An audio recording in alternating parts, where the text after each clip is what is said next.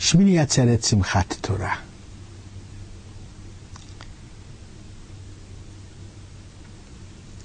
One of the most striking parts of this festival, which concludes the better part of a month of festivals,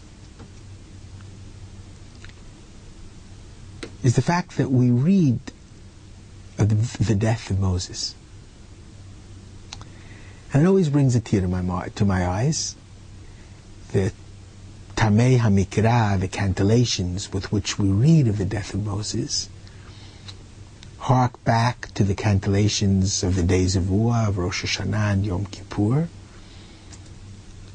They're very sad. And Moses' death is very sad. And Moses' death is especially sad because he didn't realize his deepest and most profound ambition: to bring the Jews into the Promised Land. So that from a certain perspective, if one were to ask Moses, do you think you succeeded in your lifetime? He would probably have answered no. And that makes death a very tragic experience, even at age 120.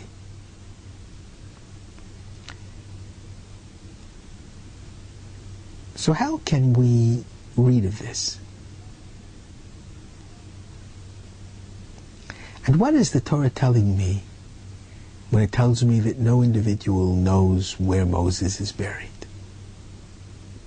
What's the real message behind that? You know, there's a joke bandied around. What's the difference between Moses and the Lubavitcher Rebbe? In Moses' case, everyone knows he dies, but no one knows where he's buried. In the case of the Lubavitcher Rebbe, everybody knows where he's buried, but there are those who question his death. But from a serious perspective, there must be a message in what the Torah is saying. I want to tell you a story, perhaps an apocryphal story, but nevertheless, it will prove the point I'm trying to express. There was a very small town in Europe before the Second World War that was really a dorf, which was very small, and there weren't many scholars, and they needed a rabbi. And they sent a delegation, the gabbai of the synagogue, and two of the most worthy of the congregants, and they went to the famed Slobodka yeshiva to try to entice one of the older young men to come as the Rav of that little town. And they went, they looked around, they didn't have much luck. Nobody wanted to go to a town without scholarship. Finally, they approached the Rosh Yeshiva, and they asked the dean of Slobodka, would it be okay if we ask one of the students to come to our town as the Rav? And he said, certainly it would be all right. But he said, you have to find somebody who seems very idealistic. They saw a young man who studied with great intensity, and he looked a little bit astronautish in American Hebrew. He looked a little bit out of things, not so much in touch with reality, very idealistic. So this group of three, committee of three, asked to meet with him for lunch. And they spoke a little bit about their town. And they invited him to be the Rav. And he says, well, tell me a little bit more. And they said, well, in our town, Rabbi Akiva, the Rambam, and the Chazon Ish are buried. The young man was amazed. Imagine if these three great Talmudic scholars, Rabbi Akiva, Maimonides, the Chazon Ish, are buried in the town. Certainly it had great Torah learning. And that's something that can usually be revived, even if now it was not known for its scholarship. He readily agreed. Came to the town with his wife and 2 young children, worked very hard on his first sermon. He saw nobody understood what he was talking about. The second week he lowered the level, still didn't understand. And finally he realized he was dealing with people who could barely read Rashi script.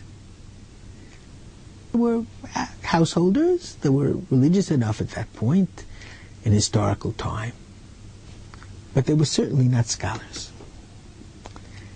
In desperation, he went back to the committee and he said, look, do me a favor. I'm very disappointed and frustrated. Please take me to the grave sites. I would like, before the graves of Rabbi Akiva and the Rambam and the Chazon Ish, I'd like to pour out my heart. Obviously, this young man knew Talmud and knew the codes, but didn't know much of Jewish history.